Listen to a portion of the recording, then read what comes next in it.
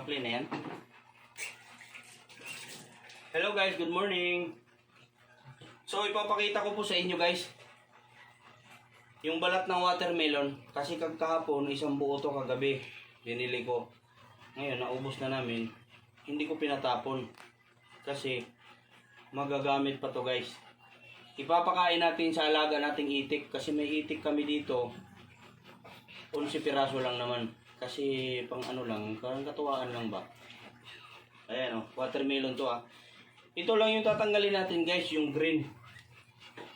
Tatanggalin natin yung green. Lapit mo dito, te. Ano masyadong malapit? Ayan guys, ito yung tatanggalin natin guys. Ha? Yung sa mga magpa-farm, yung may mga farm na mga itikan dyan. Pag merong mga reject dyan sa inyo, alam na.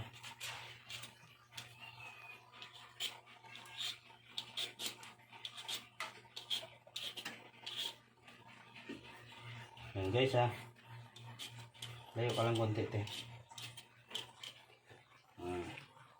Balatan na natin.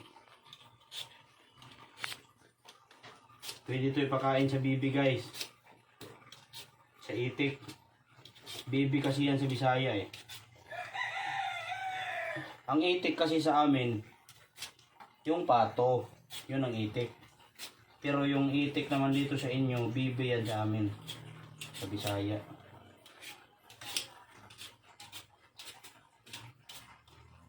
Ayan.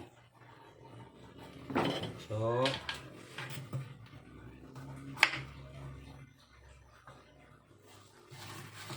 hiwain natin guys.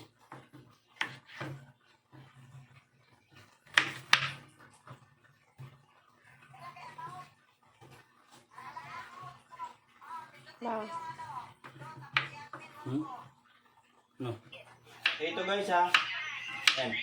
Hiwain lang natin na maliliit guys. Lapit mo dito. Ayan o. Hiwain natin na maliliit. Ipapakain natin to sa mga itik natin guys. So sa mga nagpa-farm dyan, yung may mga farm. O ito mga reject nyo na mga watermelon.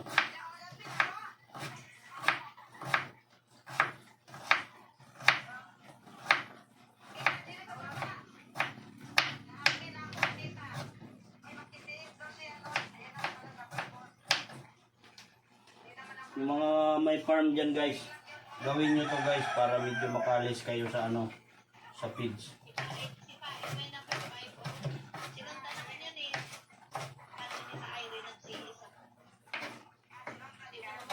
Ate, pwede pa hinaan mo yung cellphone ni mga ate? Hinaan mo, yung wala na tayong marinig.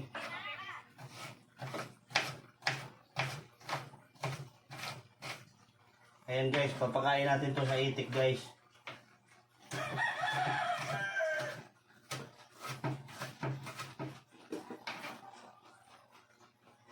Para may idea kayo guys, yung mga nagpa-farm. Kasi kami guys, ako, gusto ko rin mag-farm. Kasi dati, maraming mga itik yung tatay ko guys sa probinsya. Kaya,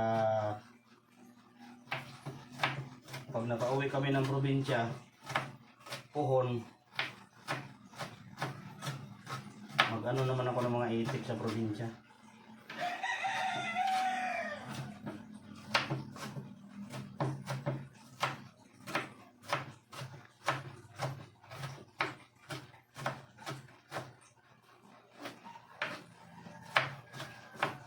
So guys ha. So, shout out sa mga viewers natin guys.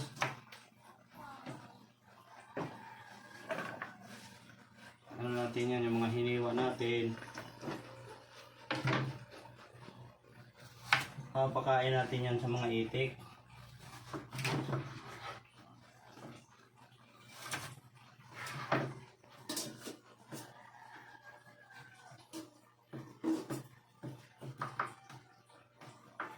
Hiwain lang natin na maninipis guys para hindi mahirapan yung mga itik. Kasi yung mga itik namin na 11 piraso, medyo maliliit pa sila, hindi pa gaanong malalaki. Kasi ano pa lang yung itik namin, isang buwan pa lang higit.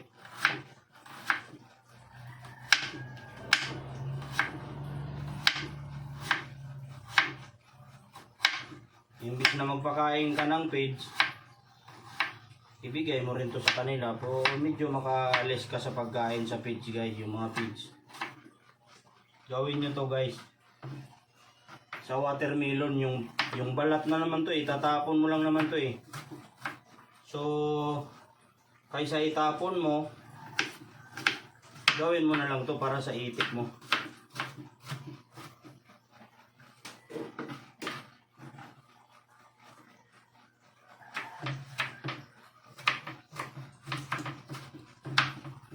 Kasi ako guys, bala ko talaga magano. Pangarap ko talaga magkaroon ng farm.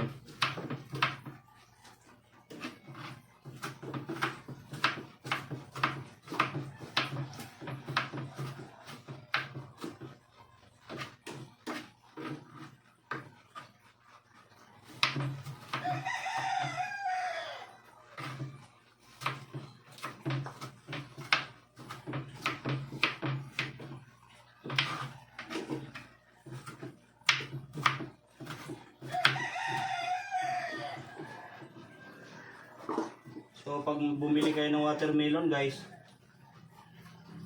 hindi masasayang.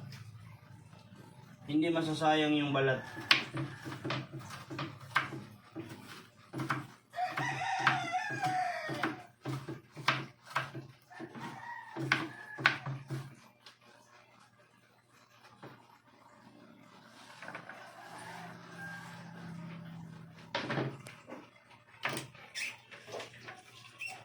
So tara, pakain natin guys sa bibi, sa itik.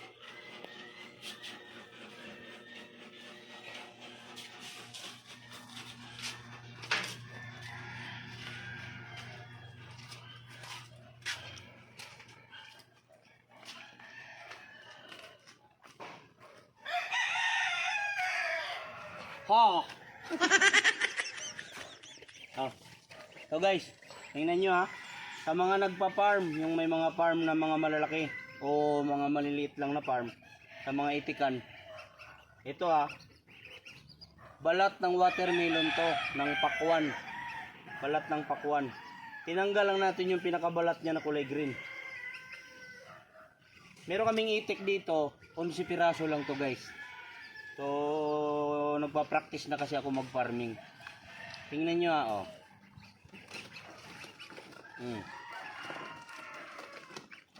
Tingnan nyo guys.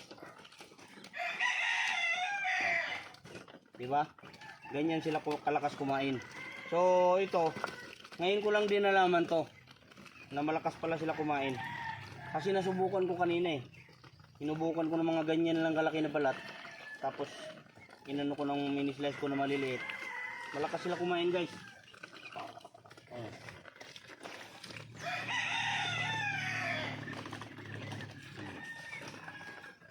Siguro ano to sa kanila guys, medyo matamis pa sa kanila to.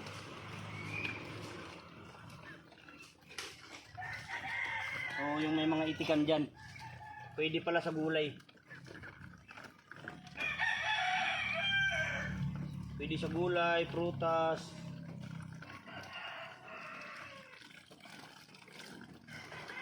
Ayan guys.